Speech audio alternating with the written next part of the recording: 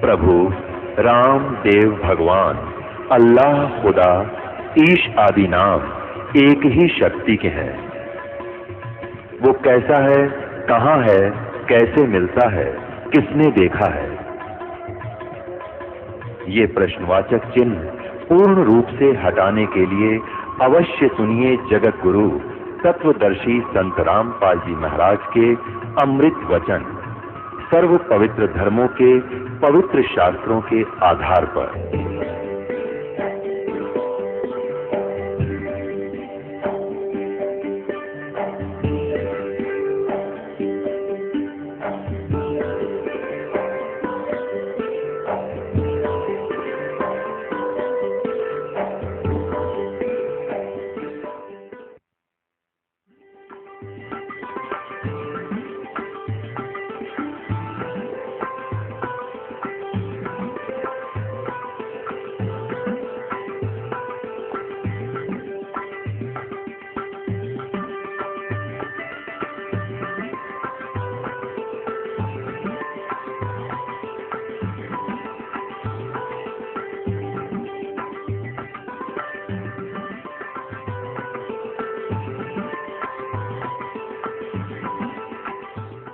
सतगुरुदेव की जय। बंदी छोड़ कबीर परमेश्वर जी की जय। बंदी छोड़ गरीबदास जी महाराज जी की जय।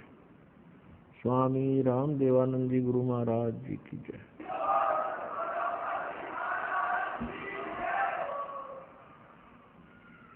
गरीब नमो नमो सतपुरुष को नमस्कार, गुरु की नहीं। सुर नर मुनिजन साधुमा संतों सर्वस्वी नहीं।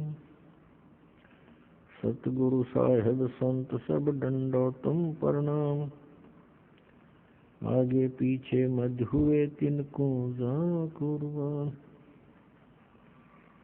नराकार निर्विषम काल जाल वैवंजनम। निर्लेपम निज निर्गुणम अकल अनुपवेशोन्दनम। सोहम सुरति समापतम सकल समाना निर्तल। उज्ज्वल हिरंबर हरदमम बेपरवा अथाह वार पार नहीं मध्यतम। गरीब जो सुमर सिद्ध होई गणनायक गलताना। करो अनुग्रह सोई पारस पद परवाना। आदि गणेश मनाऊं गणनायक देवन देवा। चरण कमल लाऊं आदंत करूं सेवा। परम शक्ति संगीतम रिद्धि सिद्धाता सोई। अवगत गुणे अतीतम सत्पुरुष निर्मोही। जगदम्बा जगदीशम मंगल रूप मुरारी। तन मन अर्पो शीसम भक्ति मुक्ति भंडारी। सुर नर मुनि जन धावे ब्रह्मा विष्णु महेशा। शेष सहस मुख गावे पूज्य आज गणेशा। इंद्र कुबेर सरीखा वरुण धर्म राजावे। समर्थ जीवन जी का मन इच्छा फल पावे। 33 कोटि धारा जावे शेष 88। उतरे भवजल पारा कट है यम की फांसी। 33 कोटि धारा जावे शेष 88। उतरे भवजल पारा कट है यम की फांसी।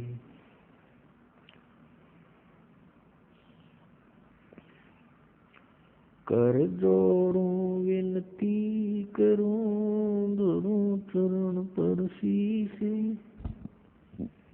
गुरु जी राम देवानंद जी महाराज ने दियो नाम बख्शीश। कोटि कोटि सिजदा करूं कोटि कोटि प्रणाम। चरण कमल में राखियो मैं बांधी जाम गुलाम।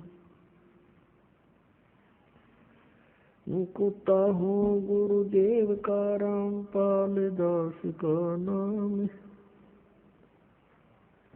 गले प्रेम की जेवड़ी जाके तो वहाँ जाऊं। तो करो तो बावड़ो, दूर दूर करो तो जाऊं, जो राखो तो ही रहूं, जो दे वो सुख। परम पिता परमात्मा पूर्ण ब्रह्म, सारी सृष्टि के रचनहार, कुल मालिक कबीर परमेश्वर जी की असीम कृपा से हम सभी प्राणियों को सत्संग सुनने को उपलब्ध हुआ। पुण्यात्माओं, सत्संग के अंदर ये जानकारी दी जाती है कि ये मानव शरीर प्राणी को किस उद्देश्य से प्राप्त हुआ है। हम अन्य प्राणियों को देखते हैं, जो क्रियाएं वो कर रहे हैं वो मनुष्य भी कर रहा है। यदि मनुष्य का इतना ही कार्य होता जितना पशु और पक्षी करते हैं, संतान उत्पत्ति, उनकी परवरिश और फिर मृत्यु, तो मानव शरीर की कोई आवश्यकता नहीं थी। सत्संग से जानकारी होती है कि मानव शरीर का एक बहुत ही अनमोल कार्य इन क्रियाओं से भिन्न है।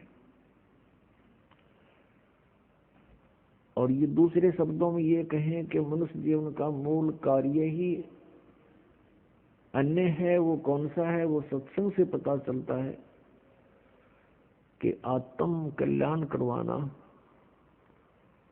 ये मनुष्य जीवन का मुख्य उद्देश्य है, और इसी के लिए मनुष्य जीवन का एक सुअवसर प्राप्त होता है। इस सुअवसर को हम सत्संग के अभाव से, तत्व ज्ञान न प्राप्त होने के कारण पशु पक्षियों जैसी क्रियाओं में ही व्यर्थ कर चले जाते हैं। और जिस दिन सत्संग प्राप्त होता है, सत्संग के वचन हमारे हृदय में पहुंचते हैं, आत्मा अज्ञान से जाग कर ज्ञान ग्रहण करती है, उस समय इसको पिछले गए हुए समय का बहुत पश्चाताप होता है। पुण्यात्माओं, हम कहाँ रह रहे हैं, ये कैसा लोक है, और यहाँ जन्म मृत्यु हो रही है। किसी भी प्राणी को एक सेकंड का ये विश्वास नहीं कि मैं यहाँ रहूंगा कि नहीं रहूंगा, और हम फिर भी सतर्क नहीं हो रहे। हमें हमारे अंदर डर नहीं रहा। इतना तो डर है कि मेरी मृत्यु ना हो जाए। अन्य की होती है तो कारण जानकर हम संतुष्ट हो जाते हैं कि कैसे मृत्यु हुई, रोगी था, अच्छा रोगी था। दूसरे की पता लगता है कैसे मृत्यु हुई, दुर्घटना हो गई, अच्छा दुर्घटना से हो गई। तो हमें ये चिंता नहीं बनती कि कभी ऐसा हमारे साथ भी होगा।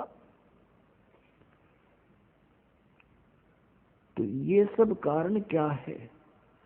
इसका एक कारण तो ये है कि इसका विकल्प का ज्ञान नहीं था हमें, कि ये कैसा सबके साथ होता है, होता रहेगा। इसका विकल्प क्या है, ये ज्ञान नहीं था। और ये ज्ञान होगा इस सत्संग से। और सत्संग विश्व में आकर के केवल परमात्मा ही फरमाते हैं। पूर्ण परमात्मा ही स्वयं आकर के सत्संग यानी तत्व ज्ञान प्रचार करते हैं। उस परमात्मा के अतिरिक्त जो भी सत्संग का नाम लेकर के वचन सुनाए जाते हैं वो सत्संग नहीं होता। वो जनता को मिसगाइड करना और सच्चाई से दूर रखना ही वो उन वचनों का कार्य होता है। जैसा कि आप जी कोई सत्संग सुनने को प्राप्त हुआ, और ये दास वो सत्संग सुनाता है जो परमात्मा ने आकर के स्वयं अपने मुख कमल से बोला था,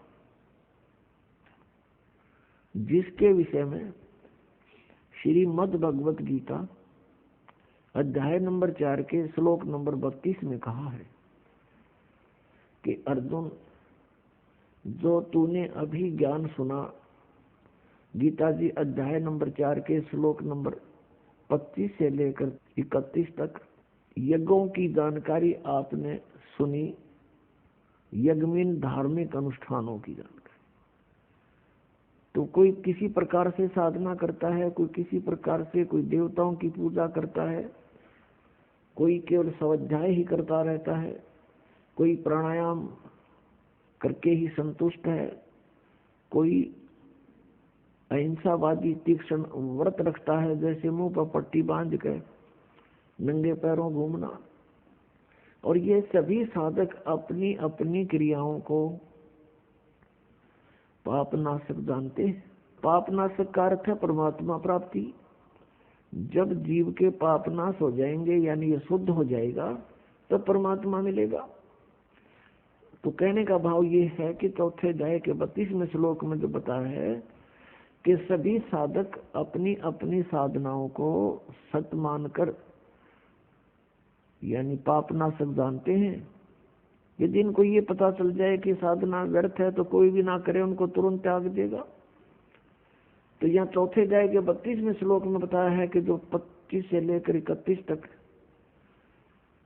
धार्मिक अनुष्ठानों की जो जानकारी है, यज्ञों की, इस प्रकार के विस्तार के साथ धार्मिक अनुष्ठानों की जानकारी सच्चिदानंद घन ब्रह्म की वाणी में विस्तार के साथ कहे गए हैं। यहाँ चौथे अध्याय के 32वें श्लोक में श्रीमद् भगवत गीता में के मूल पाठ में लिखा है कि ब्रह्मणे मुखे। यह अनुवादकर्ताओं ने गड़बड़ कर दी, ब्रह्मणे मुखे का अर्थ कर दिया इन्होंने। ब्रह्मणे मुखे का अर्थ गलत कर दिया, वेद की वाणी कर दिया, जबकि इसका अर्थ बनता है सच्चिदानंद घन ब्रह्म की वाणी। ब्रह्मणे मुखे का अर्थ सच्चिदानंद घन ब्रह्म की वाणी बनता है। श्रीमद् भगवत गीता अध्याय नंबर 17 के श्लोक 23 में इन्हीं अनुवादकर्ताओं ने ब्रह्मणे का अर्थ किया है सच्चिदानंद घन ब्रह्म। वहां ठीक कर दिया, क्योंकि यहाँ विचलित हो गए। तो चौथे अध्याय के 32वें श्लोक में सच्चिदानंद, इस ब्रह्मणे मुखे का अर्थ जाने सच्चिदानंद घन ब्रह्म की वाणी में। यहाँ पर मुखे शब्द लिखा है, ब्रह्मणे मुखे। मुखे का अर्थ होता है जो वाणी परमात्मा ने स्वयं यहाँ धरती पर प्रकट होकर अपने मुख कमल से बोली है, वो है तत्व ज्ञान कबीर वाणी। उस कबीर वाणी में, यहाँ लिखना था, उस कबीर वाणी में विस्तार के साथ कहे गए हैं। और उनको जानने के बाद फिर तू सर्वथा कर्म बंधन से मुक्त हो जाएगा।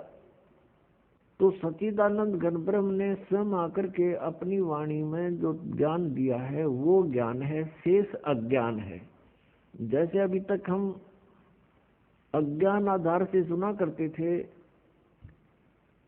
कि श्री ब्रह्मा जी, विष्णु जी, शिव जी ये अजरो अमर हैं, सर्वेश्वर हैं,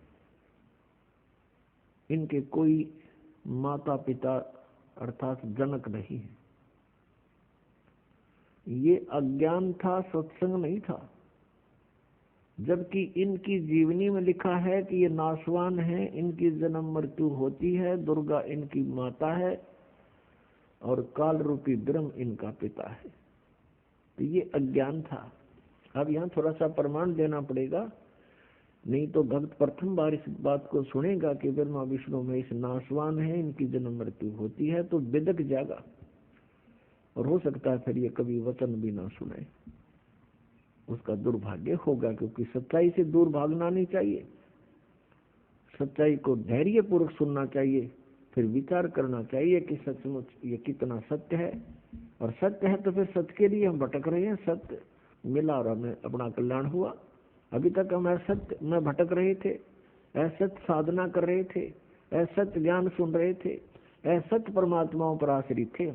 अब हमें सत्य मिलेगा तो ग्रहण करेंगे, हमारा सबका मोक्ष हो जाएगा। अब देखिएगा, थोड़ा प्रमाण दिखाते हैं श्री देवी पुराण में। देखिएगा, श्रीमद देवी भागवत गीता प्रेस गोरखपुर से प्रकाशित है।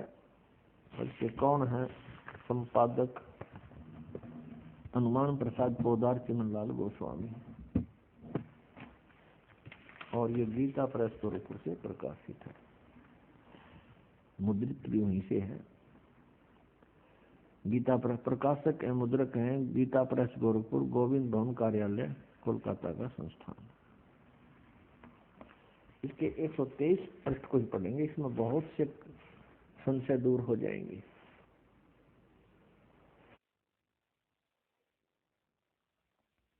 तीसरा स्कंद श्रीमद देवी भागवत आप पढ़ रहे हैं, 123 पृष्ठ पर देखिएगा। तुम भगवान विष्णु जी अपनी माता दुर्गा के विषय में कह रहे हैं स्तुति करते हुए, तुम शुद्ध स्वरूपा हो, यह सारा संसार तुम इसे उद्भासित हो रहा है। मैं ब्रह्मा और शंकर हम सभी तुम्हारी कृपा से विद्यमान हैं। हमारा आविर्भाव माने जन्म और तिरोभाव माने मृत्यु हुआ करता है। हमारा जन्म और मृत्यु हुआ करता है। केवल तुम ही नित्य हो, जगत जननी हो, प्रकृति और सनातनी देवी हो। फिर यहाँ कहा है, ये शपथ लिखा है आविर्भाव माने जन्म। भगवान विष्णु जी स्वीकार कर रहे हैं कि मैं ब्रह्मा और शंकर हम सभी का जन्म और मृत्यु हुआ करता है। केवल तुम ही नित्य हो यानी अविनाशी हो, जगत जननी हो, प्रकृति और सनातनी देवी हो। ये भी याद रखना कि प्रकृति दुर्गा के लिए ही कहा जाता है। भगवान शंकर बोले, देवी यदि महाभाग विष्णु तुम्ही से प्रकट हुए हैं तो उनके बाद उत्पन्न होने वाले ब्रह्मा भी तुम्हारे बालक हुए। फिर मैं तमोगुणी लीला करने वाला शंकर क्या तुम्हारी संतान नहीं हुआ? अर्थात मुझे भी उत्पन्न करने वाली तुम ही हो शिवे। संपूर्ण संसार की सृष्टि करने में तुम बड़ी चतुर हो। इस संसार की सृष्टि, स्थिति और संहार में तुम्हारे गुण सदा समर्थ हैं। उन्हीं तीनों गुणों से उत्पन्न हम ब्रह्मा, विष्णु एवं शंकर नियमानुसार कार्य में तत्पर रहते हैं। पुण्यात्माओं, इस श्रीमद देवी भागवत यानी देवी पुराण ने चंद पंक्तियों में ये 5 कंसेप्ट क्लियर कर दिए। नंबर 1, ब्रह्मा विष्णु महेश नाशवान है, इनकी जन्म मृत्यु होती है, ये इनकी जीवनी में लिखा है। और नंबर 2, प्रकृति दुर्गा को कहते हैं। नंबर 3, दुर्गा इन ब्रह्मा विष्णु महेश की माता है। और नंबर 4, ये कहते हैं हम तो केवल नियमित कार्य ही कर सकते हैं, यानी जिसके संस्कार में दुख या सुख जैसा है उसको एज इट इज दे सकते हैं, उसमें हम कोई परिवर्तन नहीं कर सकते। और 5वां ये हो गया कि रजगुण ब्रह्मा, सतगुण विष्णु, तमगुण शिव जी है, कि इन तीनों गुणों से उत्पन्न हम।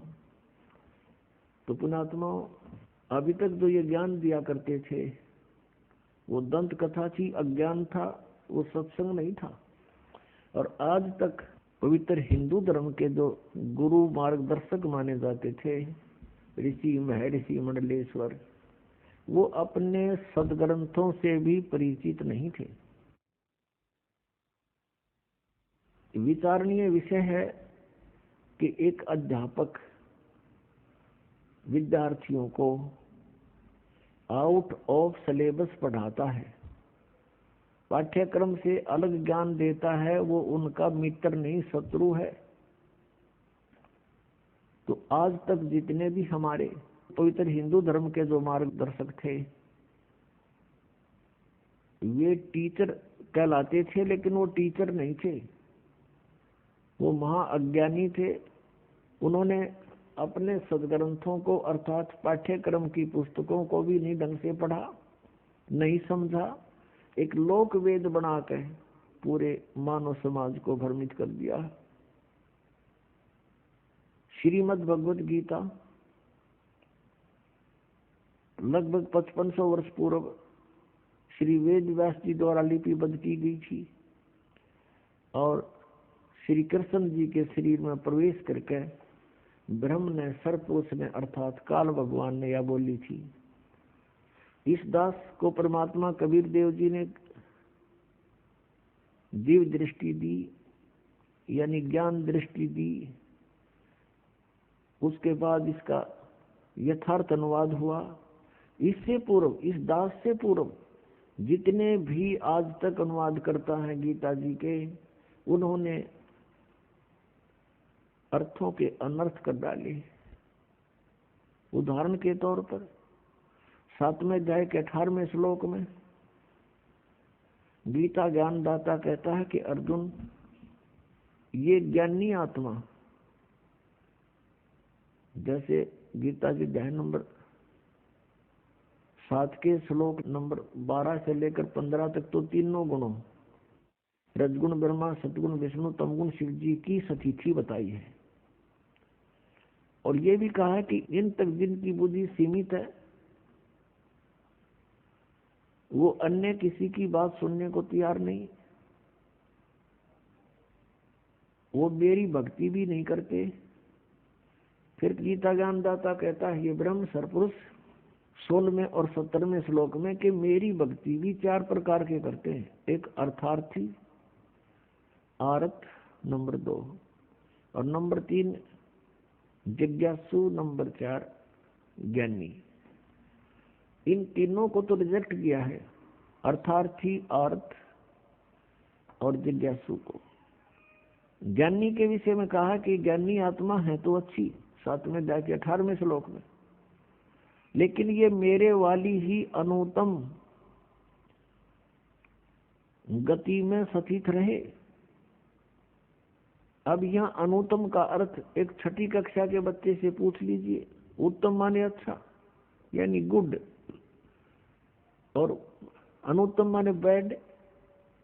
यदि कोई व्यक्ति कहीं पर बैड का अर्थ, इंग्लिश में बैड का अर्थ और गुड करता है, श्रेष्ठ करता है, तो महामूर्ख है वो। तो यहाँ इन्होंने अनुत्तम का अर्थ अति उत्तम कर दिया। कारण क्या रहा? अज्ञान। इनको पता नहीं था कि ब्रह्मा विष्णु महेश से ऊपर भी कोई शक्ति है। इनको ये भी नहीं मालूम था कि गीता जी का ज्ञान श्री कृष्ण नहीं बोल रहे, उसके अंदर प्रवेश करके ये श्री काल भगवान बोल रहे हैं। जो गीता जी अध्याय नंबर 11 के श्लोक नंबर 32 में कहता है कि अर्जुन मैं काल हूँ, सबको खाने के लिए आया हूँ, अब प्रवृत्त हुआ हूँ, और तू युद्ध ना करेगा तो भी मारूंगा इनको। और 11वें अध्याय के 21वें श्लोक में अर्जुन कह रहा कि भगवान आप तो इन देवताओं को भी खा रहे हो, आप ऋषियों को भी खा रहे हो, और ये सब सिद्धों के समुदाय आपके समक्ष वेद मंत्रों से आपकी स्तुति भी कर रहे हैं, आपसे मंगल कामना भी कर रहे हैं, और आप इन सब को खा रहे हो। तब इसने 11वें अध्याय के 32वें श्लोक में कहा कि अर्जुन मैं काल हूँ और अब प्रवृत्त हुआ हूँ, अब आया हूँ मैं, अब प्रकट हुआ हूँ। श्री कृष्ण जी तो अर्जुन के साथ पहले से ही रहते थे, संबंधी थे उसके। और अर्जुन फिर ये पूछ रहा है कि हे महानुभाव तुम कौन हो? मैं आपको नहीं जानता। एक रिश्तेदार ने नहीं जाने, कोई बात हुई है? तो उस समय श्री कृष्ण नहीं, श्री कृष्ण से बाहर निकलकर वो काल अपना स्वरूप दिखा रहा था कि अर्जुन ये है मेरा विराट रूप। और इससे पहले किसी ने इसको नहीं देखा था तेरे अतिरिक्त।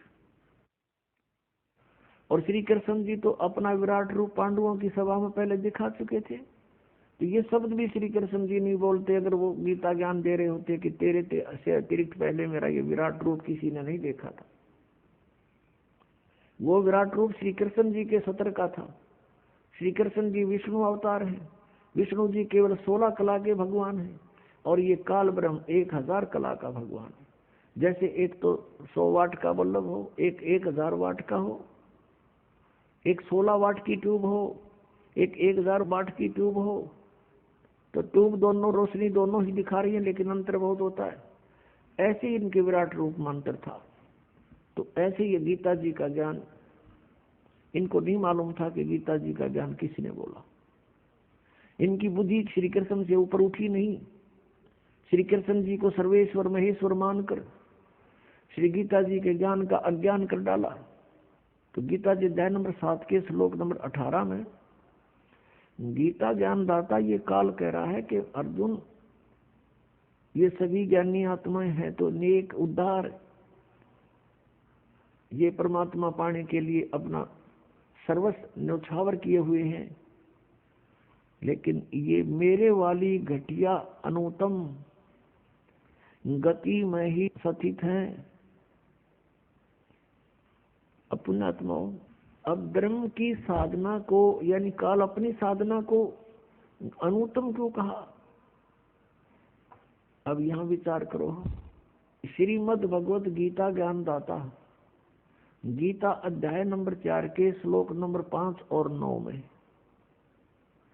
गीता अध्याय नंबर 2 के श्लोक नंबर 12 में, गीता अध्याय नंबर 10 के श्लोक नंबर 2 में ये स्पष्ट करता है कि अर्जुन, तेरे और मेरे बहुत जन्म हो चुके। तू नहीं जानता, मैं जानता हूं। मेरे जन्म और कर्म अलौकिक है। फिर गीता ज्ञानदाता स्वयं कहता है कि अर्जुन 8वें अध्याय के 13वें श्लोक में कि मेरी भक्ति कर, और मेरी भक्ति का जो मंत्र है श्रीमद् भगवद गीता अध्याय नंबर 8 के श्लोक नंबर 5 और 7 में और 13 में, अध्याय 8 के 13 में, ये इसका निष्कर्ष समझो ऐसा है कि गीता ज्ञानदाता कहता कि अर्जुन, तू मेरी भक्ति कर, युद्ध भी कर और मुझे प्राप्त होगा।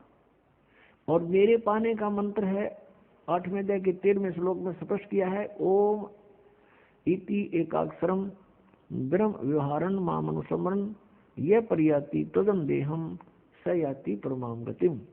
मुझ ब्रह्म का केवल एक ओम मंत्र है, नथिंग एल्स। यह एक ओम मंत्र है और अंतिम श्वास तक सिमरण करता हुआ जो शरीर त्याग कर जाता है, उच्चारण करके श्रवण करता हुआ शरीर छोड़ कर जाता है, तो मेरे वाली परम गति को प्राप्त होता है। अब ओम के नाम से जो गति होनी है वो क्या है? क्या मोक्ष होगा? कितना मोक्ष होगा? कि ब्रह्मलोक प्राप्ति होगी। 8वें अध्याय के 16वें श्लोक में गीता जी में लिखा है कि अर्जुन, ब्रह्मलोक पर्यंत सभी प्राणी पुनरावृत्ति में है। पुनरावृत्ति का अर्थ है वहां गए हुए प्राणी भी पुनर्जन्म को प्राप्त होते हैं, पूर्ण मोक्ष नहीं होता। और यह अनुवादकर्ताओं ने 8वें अध्याय के 16वें श्लोक में अनुवाद गलत कर दिया। इन्होंने कर दिया कि मुझे प्राप्त प्राणी का पुनर्जन्म नहीं होता। इसका अर्थ ये बनता है कि जो ये विद्यते माने विद्य धातु है, ये विद्य माने जानना भी होता है, कि जो ये नहीं जानते कि मुझे प्राप्त प्राणी का पुनर्जन्म होता है, तो वो मेरी साधना करके ब्रह्मलोक में जाने से भी पुनरावृत्ति को ही प्राप्त होते हैं, ब्रह्मलोक प्राप्त करते हैं और वहां से भी फिर जन्म मृत्यु में ही रहते हैं। यदि यहाँ इनके अनुवाद को सही माने गीता अनुवादकर्ताओं का कि मुझे प्राप्त प्राणी का, गीता ज्ञानदाता कह रहा है कि मुझे प्राप्त प्राणी का पुनर्जन्म नहीं होता। ये गीता जी अध्याय नंबर 4 के श्लोक 5, 9, गीता अध्याय नंबर 2 का श्लोक 12 और गीता अध्याय नंबर 10 का श्लोक 2 ये झूठे हो जाते हैं कि ये कहता है मेरे भी जन्म मृत्यु हो, तेरे साधक के भी, यानी तू मेरा साधक है तो तेरे भी जन्म मृत्यु होंगे अर्जुन। तो यहाँ इन्होंने अर्थों के अनर्थ कर डाले। अब गीता जी अध्याय नंबर 17 के श्लोक नंबर 23 में कहा कि ओम तत्सत इति निर्देश है ब्रह्मण त्रिविध समर्थ है। ब्रह्मण माने सच्चिदानंद गण ब्रह्म का 3 मंत्र के ओम तत्सत मंत्र की साधना का निर्देश है। नथिंग एल्स, और कोई मंत्र नहीं उस परमात्मा के पाने का, यानी पूर्ण मोक्ष कराने का।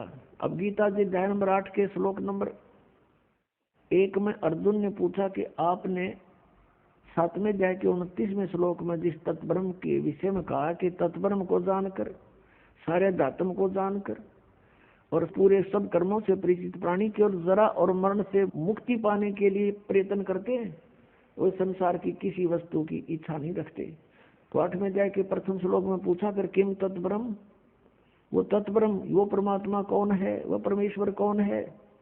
8वें अध्याय के तीसरे श्लोक में गीता ज्ञानदाता ने कहा कि वो परम अक्षर ब्रह्म है, यानी गीता ज्ञानदाता से कोई अन्य है वो।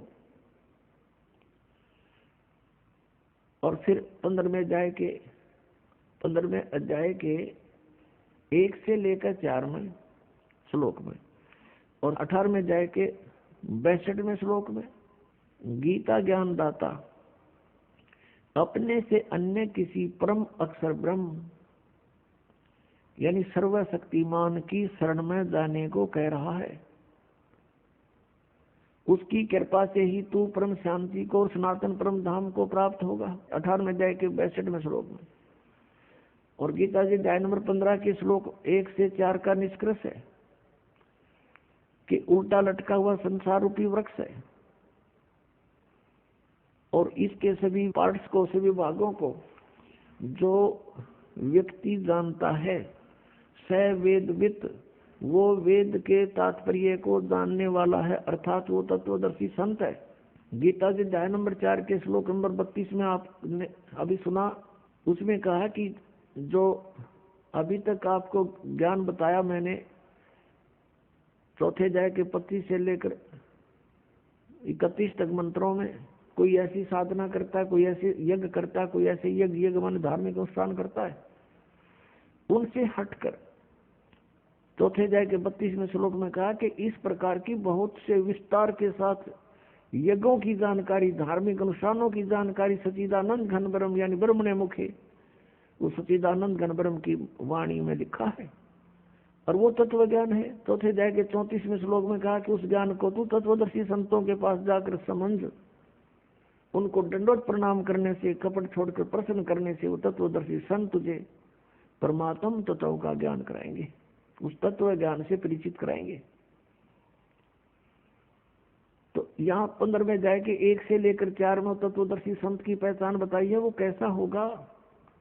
ऊर्ध्व मूलम अधः शाखम अश्वत्थम प्राहु अवम छंदासी यस्य प्रणानी ये तम वेद स वेदवित।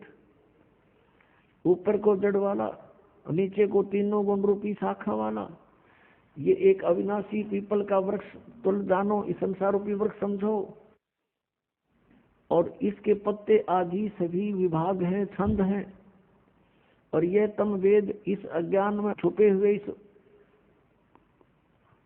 संसार रूपी वृक्ष के सभी विभागों को जो जानता है, स वेदवित, वह तत्वदर्शी संत है, वह वेद के तात्पर्य को जानने वाला है। 15वें अध्याय के 1 से लेकर 4 का जो तात्पर्य है श्लोक का, कि वो तत्वदर्शी संत है और इस संसार रूपी वृक्ष की ऊपर को जड़ है, नीचे को तीनों गुण रूपी शाखा है। रजगुण ब्रह्मा, सदगुण विष्णु, तमगुण शिव जी तो शाखा है।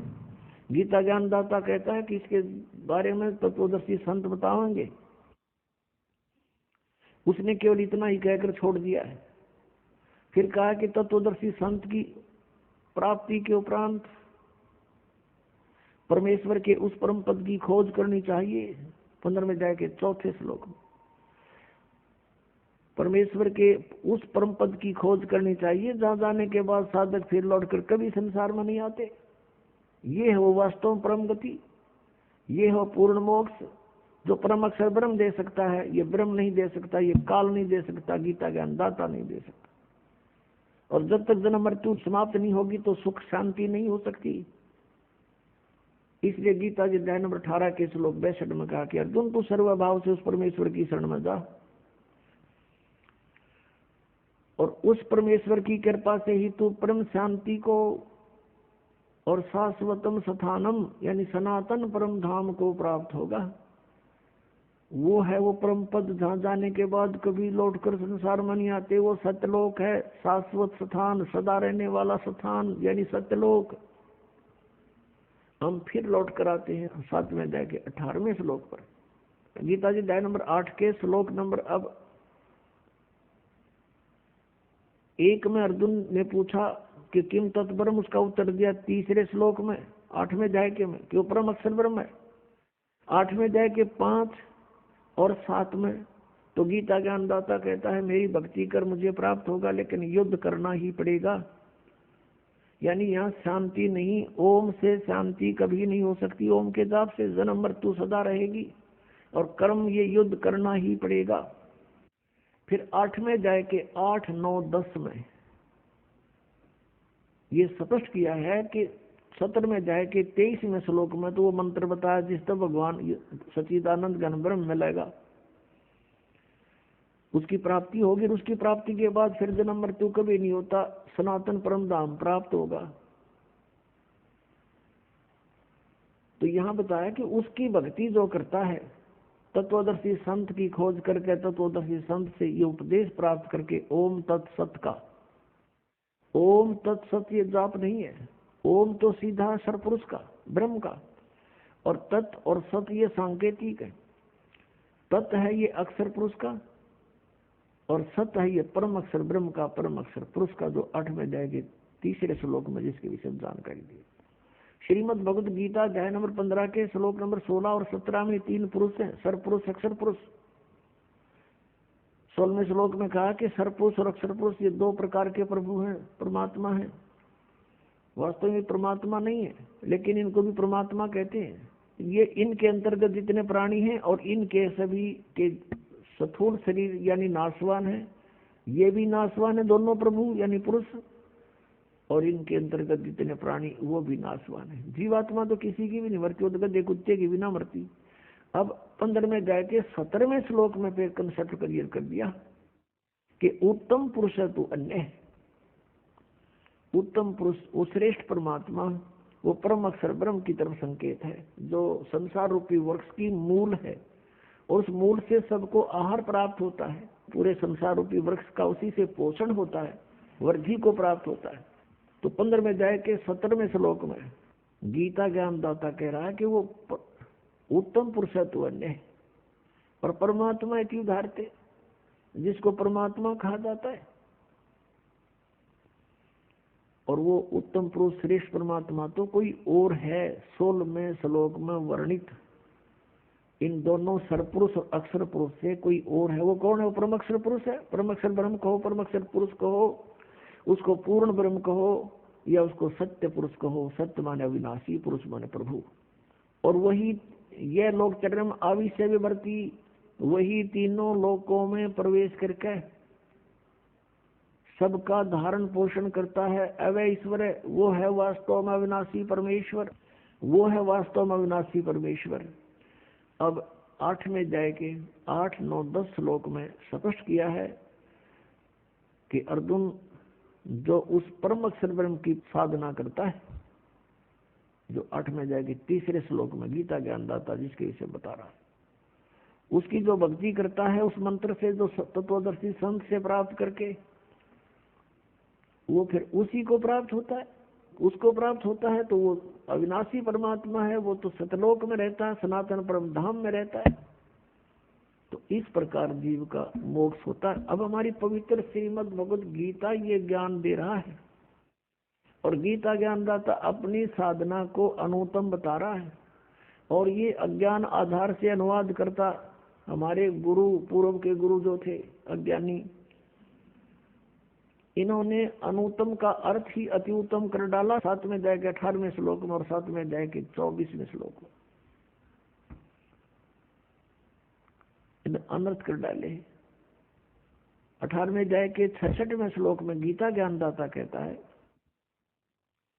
कि सर्वधर्मान परित्यज माम, मेरे सतर की जितने भी धार्मिक क्रियाएं हैं, अनुष्ठान हैं, वो मुझ में त्याग दे, यानी मुझे सौंप दे। जैसे ओम तत् सत में 3 मंत्र है। ओम तत् ये सांकेतिक है, सत भी सांकेतिक है। ओम तो ब्रह्म का है। कहते मेरे सतर की जितनी पूजाएं तूने की है वो मुझे दे दे, और उसके पश्चात उस परमेश्वर की एकम शरणम व्रज, एकम जिसके बराबर दूसरा ना हो, अद्वितीय सर्वशक्तिमान यानी परम अक्षर ब्रह्म, उसकी शरण में व्रज माने जाना होता है। इन अज्ञानियों ने सबने व्रज माने आना कर रखे, आजा मेरी शरण में आजा। फिर ये गीता ज्ञानदाता कहता है कि अहम तवा सर्व पापे भो मोक्षामि मां शुच, फिर मैं तुझे सब पापों से मुक्त कर दूंगा, तू चिंता ना कर। हम क्या करते रहे, जैसे तत्व ज्ञान के अभाव से परम संत मिले नहीं, ओम नाम का जाप, और गीता जी अध्याय नंबर 3 के श्लोक नंबर 10 से लेकर 15 में जो अनुष्ठानों की जानकारी दी है यज्ञों की, वो 500 यज्ञ करते रहे, ओम नाम का जाप करते रहे, और इसके प्रतिफल को हम ब्रह्मलोक प्राप्त करके वहां भोगते रहे। और ब्रह्मलोक में जाने के बाद फिर हम वापस जन्म मृत्यु में रहे, हमारे ऊपर ये दंड बना रहा, और पाप के आधार से हम नरक भी जाते रहे। अब जब हमें परम अक्षर ब्रह्म मिल जाते हैं, उस सतनाम के जाप से, 2 अक्षर के सतनाम के जाप से हमारे पाप नाश हो जाते हैं। और हम क्या करते रहे, पुण्य तो हम स्वर्ग में खाते, और पापों को भोगने के लिए इसने नरक बना रखा, उस नरक में हम भोगते, दुख पाते, दंड पाते, और फिर 84 लाख योनियों के कष्ट भी भोगने पड़ते। यहाँ का ऐसा विधान है। तो ये क्या कहता है कि जब तू उसकी शरण में चला जाएगा तो मेरे सतर्क का जो हम क्या जो अपना पुण्य था वो बर्बाद कर देते थे, उस पुण्यों को हम इसको दे देंगे। हम इसके ऋणी हैं। कैसे ऋणी हैं कि इस काल भगवान ने 70 युग तपस्या करके और 64 युग एक,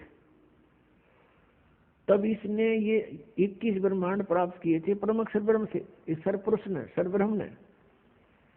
और ये आप देख रहे हैं पृथ्वी कैसे घूम रही है, ये स्वयं भी घूम रही है ऐसे, और ये ऐसे भी घूम रही है। हम इसमें अपनी गलती से, अपनी मर्जी, इसके साथ बैठकर आगे इसके विमान में, यहाँ आगे हम 16 शंख कोश की दूरी पर। अब यहाँ आने के बाद इसने हमारा दुरुपयोग किया। हम जो पूंजी लेकर आए थे, हम बड़े सेठ साहूकार के पुत्र थे, परम अक्षर ब्रह्म के पुत्र पुत्री थी, और हम बहुत धनी थे। हम अपनी पूरा पूंजी लेकर साथ आए थे। उस पूंजी को इसने टैक्स लगाया हमारे ऊपर। ऊपर स्वर्ग रखे, जैसे महास्वर्ग बना रखा ऊपर, उसमें रखे, और वहाँ के चार्जेस रख दिए, इतने चार्ज होंगे प्रतिदिन के। तो ये उससे अपना काम चला रहा है। अब जैसे इस पृथ्वी पर हम आए, ये पृथ्वी घूम रही है विमान की तरह, तो इसका जो चार्ज इसने रख रखा है वो चार्ज हमसे लेता है। अपना जैसे एक बार ये दास यहाँ से दिल्ली से पुणे गया था जहाज में, एयरप्लेन में, तो वहां से वहां तक का किराया लगभग 6000 रुपये था, और उसके अंदर ही सारा चाय पानी खाना सारी व्यवस्था करते हैं। और वो 2.25 घंटे लगे वहां से दिल्ली से लेकर पुणे तक के। 2.25 घंटों के उसने 6000 रुपये चार्ज किए। और हम बैठे इसके विमान में, किराया कितने दिन तक, तो ये कहता मेरा किराया दे मुझे, जब छोड़ूं तुझे। हम फिर इसका किराया दे देंगे इसको। अब फिर हम इसके जो पूंजी को बर्बाद करते थे वो ना करके इसका जितना चार्ज है इस भक्ति का, इसके 70 की भक्ति का, इसको दे देंगे। फिर ये हमें गधे कुत्ते सुअर नहीं बनाएगा या बांध कर नहीं रखेगा। इसलिए 18वें अध्याय के 66वें श्लोक में ये गीता ज्ञानदाता सरपुरुष है, श्री कृष्ण में बोल रहा है। ये ब्रह्म है, ये काल है, 21 ब्रह्मांड का स्वामी है। हम इसके लोक में यहाँ रह रहे हैं। तो ये कह रहा है कि मेरे सतर की सर्वधर्मान परित्यज माम, 18वें अध्याय के 66वें श्लोक, मेरे सतर के सभी धार्मिक अनुष्ठान पूजाएं मुझे दे दे, मुझे त्याग दे, छोड़ दे, मेरा ऋण मुक्त हो, मेरा कर्जा दे। फिर एकम शरणम व्रज, फिर उस सर्वशक्तिमान परमात्मा की शरण में व्रज माने जाओ, परम अक्षर ब्रह्म की शरण में जाओ। और इन अज्ञानियों ने सबने अनुवाद कर रखा आओ, यानी गो माने जाना होता है, अंग्रेजी का वर्ड है। और कोई गो माने आना लिखता है, कितना विद्वान होगा वो, अंडरस्टूड है। और इन अज्ञानियों ने ऐसा कर रखा, आज तक हम आंखें बंद करके इनको महाविद्वान मानकर इनकी सब अज्ञान और ज्ञान को हम स्वीकार करते रहे, सत्य मानते रहे। इन्होंने हमें डबो डाला। अब श्रीमद् भगवत गीता में श्री कृष्ण जी का कोई रोल नहीं है, ये पूरा रोल काल का है।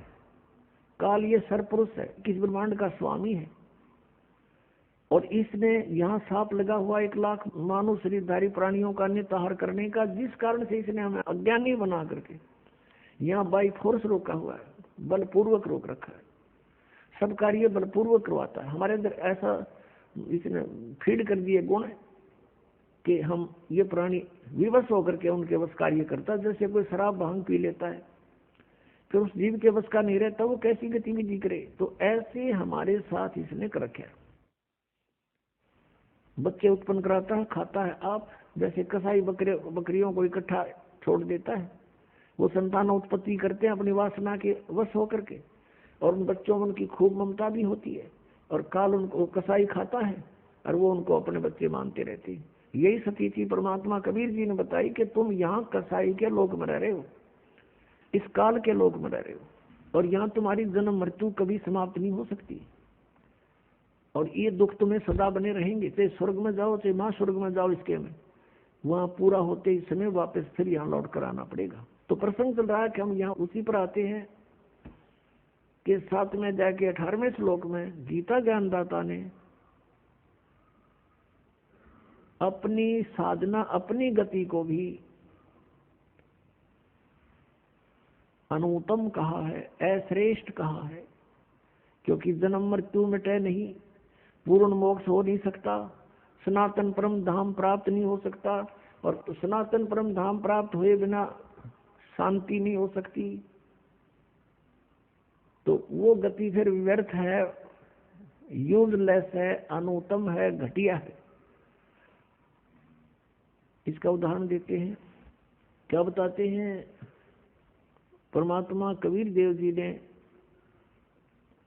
अपना तत्व ज्ञान अर्थात सच्चिदानंद घन ब्रह्म की वाणी स्वयं आकर के बोली है, और वही ज्ञान आदरणीय गरीबदास साहिब जी में फीड करके उनके मुख कमल से बाहर निकलवाया है। उसमें क्या बताया है? 72 सोनी अक्षय करी, चुनक ऋषिश्वर एक, ये दे धारे जोरा फिरे, ये सभी काल के भेख। 72 अक्षौणी अक्षय करी, क्षय माने नाश कर दिया 72 अक्षौणी का। किसने? चुनक ऋषिश्वर एक, चुनक नामक एक ऋषिवर ने, ऋषिश्वर देख कितनी गहरी शब्द लाया हमारे लेकिन इनके साथ। एक तो ऋषि सिंपल, एक ऋषिश्वर, ऋषियों में भी श्रेष्ठों से भी श्रेष्ठ।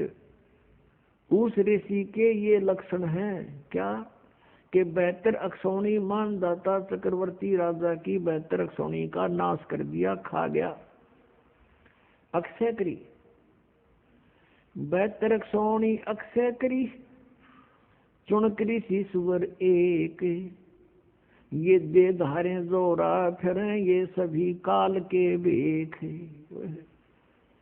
दे धारे जोरा, जोरा माने मौत। जिनको तुम ऋषि महर्षि मानते थे, परमात्मा कहते हैं,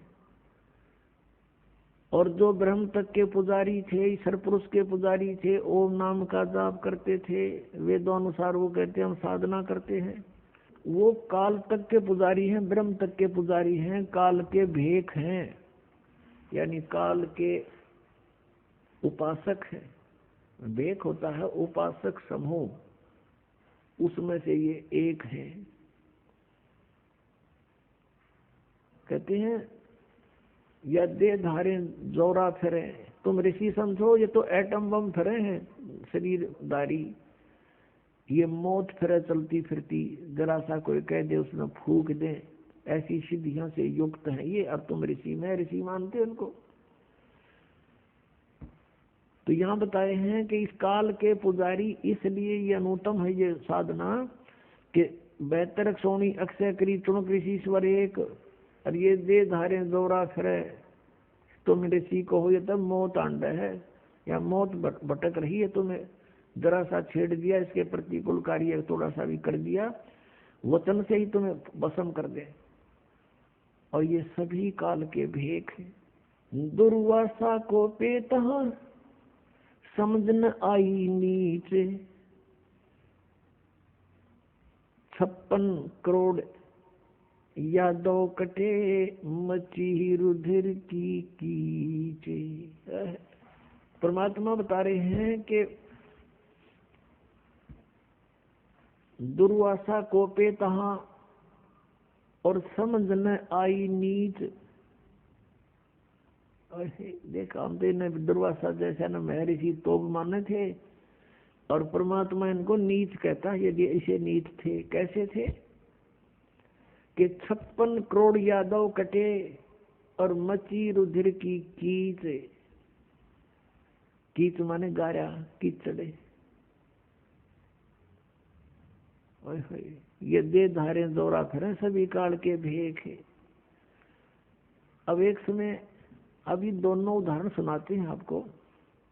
अब ये जैसे चुनक ऋषि थे, ये ज्ञानी आत्मा थी। अब फिर आते हैं हम 7वें अध्याय के 16 और 17 और 18 पर। इसमें लिखा है कि 4 प्रकार के साधक मेरी साधना करते हैं। ब्रह्म कह रहा है, गीता ज्ञानदाता सरपुरुष श्री कृष्ण में प्रवेश का बोल रहा है। कह रहा कि मेरी साधना नहीं, ब्रह्म साधना भी 4 प्रकार की करते हैं।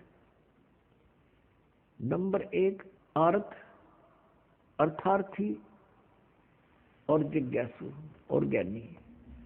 आर्थ तो होते हैं जो संकट निवारण के लिए वेद मंत्रों के द्वारा ही कोई अनुष्ठान करते हैं। अर्थार्थी वो होते हैं जो धन लाभ के लिए, अपने व्यवसाय में बढ़ोतरी के लिए, वृद्धि के लिए वेद मंत्रों से ही कुछ जंतर मंत्र करते हैं वो, और किसी और अन्य किसी ग्रंथ से कोई सहयोग नहीं लेते। और तीसरे जिज्ञासु, जैसे ये दोनों परमात्मा की चाहने वाली आत्माएं घर से बाहर निकली, भद्र पुरुष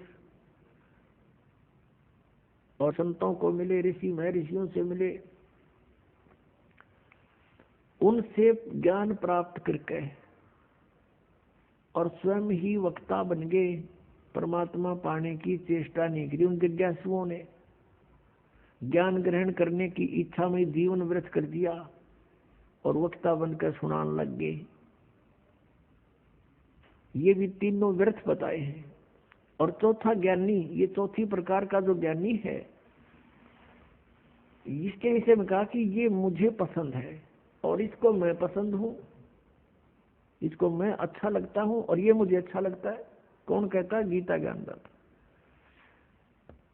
अब गीता ज्ञानदाता इसको अच्छा क्यों बताते हैं? क्योंकि 7वें अध्याय के 12 से लेकर 15 में तीनों गुणों, रजगुण ब्रह्मा, सतगुण विष्णु, तमगुण शिव जी की साधना करने वालों को गीता ज्ञानदाता कहता है कि ये राक्षस स्वभाव को धारण किए हुए मनुष्यों में नीच दूषित कर्म करने वाले मूर्ख मेरी भक्ति नहीं करते।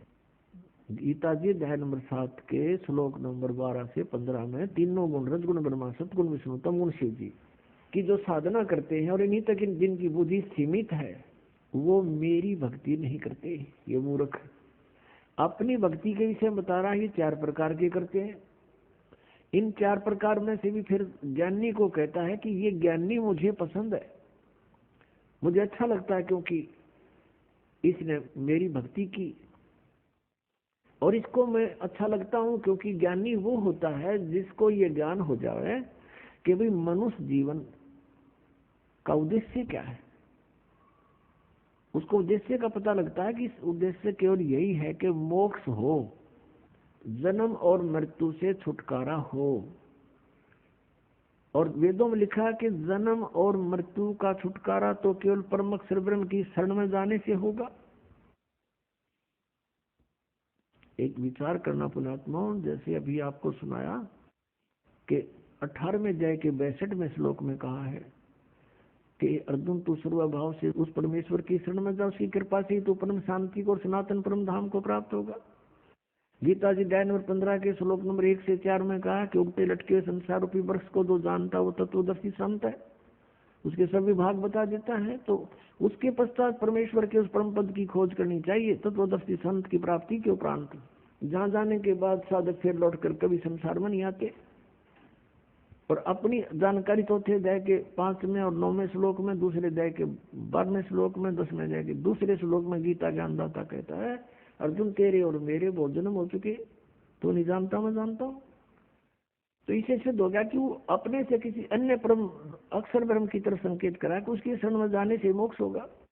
तो इन ज्ञानी आत्माओं ने वेदों को पढ़ा, क्योंकि श्रीमद् भगवद गीता चारों पवित्र वेदों का सारांश है, कोड वर्ड इसमें अधिक है, और उसको तत्वदर्शी संत ही जान सकता है। गीता ज्ञानदाता भी अपरिचित है, उसने ऑप्शन छोड़ दिया है कि तत्वदर्शी संत बताएगा।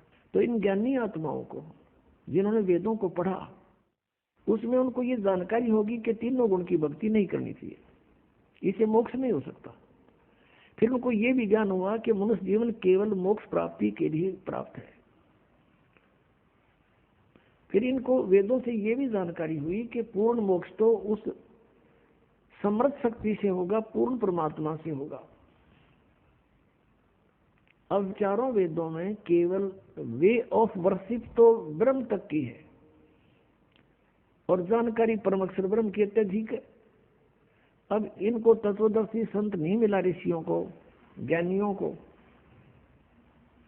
उन्होंने स्वयं निष्कर्ष निकाला श्री ब्रह्मा जी से डिस्कस करके, क्योंकि श्री ब्रह्मा जी को चारों वेद प्राप्त हुए थे सागर मंथन में, और ब्रह्मा जी ने वेदों को पढ़ा जैसा उसने समझा, क्योंकि इनकी बुद्धि ब्रह्म के हाथ में है, काल के हाथ में है। और ब्रह्मा जी का जब जन्म हुआ और उसको जब वो युवा हुआ तब तक वो बेहोश था, अचेत था। फिर कमल के फूल पर इसको रख दिया गया, वहां इसको सचेत किया गया। तो इसने देखा मैं कहाँ से आ गया, मेरा क्या उद्देश्य है। तो इस काल भगवान ने आकाशवाणी करी कि तप करो तप करो। ब्रह्मा जी ने 1000 वर्ष तक तप किया। जब इसमें सिद्धि आ गई, उपचारज हो गया, तब इसने आकाशवाणी करी कि अब सृष्टि करो। तो वो जो आकाशवाणी थी वह थी तो ब्रह्म की, इस काल की, सरपुरुष की। और ब्रह्मा ने सोच लिया ये परमात्मा की आकाशवाणी है, तप करना। ये तो इसको वेद प्राप्त होने से पहले आकाशवाणी हो चुकी थी। फिर जब ये तीनों भाई इकट्ठे हुए, इनको आदेश दिया दुर्गा ने कि जाओ तुम सागर मंथन करो। तो दुर्गा जी के आदेश से तीनों ने रजगुण ब्रह्मा सतगुण विष्णु तमगुण शिव सागर मंथन किया। प्रथम बार ये 4 वेद निकले, चारों वेद ब्रह्मा को प्राप्त हुए। फिर ब्रह्मा जी ने पढ़ा, तो ब्रह्मा जी ने वेदों में जैसे यजुर्वेद अध्याय नंबर 40 के मंत्र नंबर 15 में स्पष्ट किया है कि वायु अनिलम बसमांतम अथिदम अमृतम, वायु अनिलम अमृतम अथिदम बसमांतम शरीरम, ओम कर्तु समर किलवे समर और कर्तुम समर।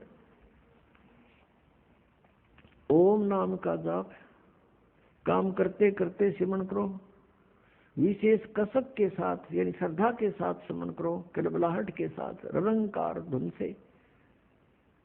यानी एक ऐसी रंकार धुन, ये नहीं ये नाम देते हैं 5 नाम, उनमें नहीं। रंकार का अर्थ है जैसे मरता हुआ आदमी अपनी जीवन यातना करता है, ऐसे इस मंत्र में श्रद्धा रखे जो भी जाप करे।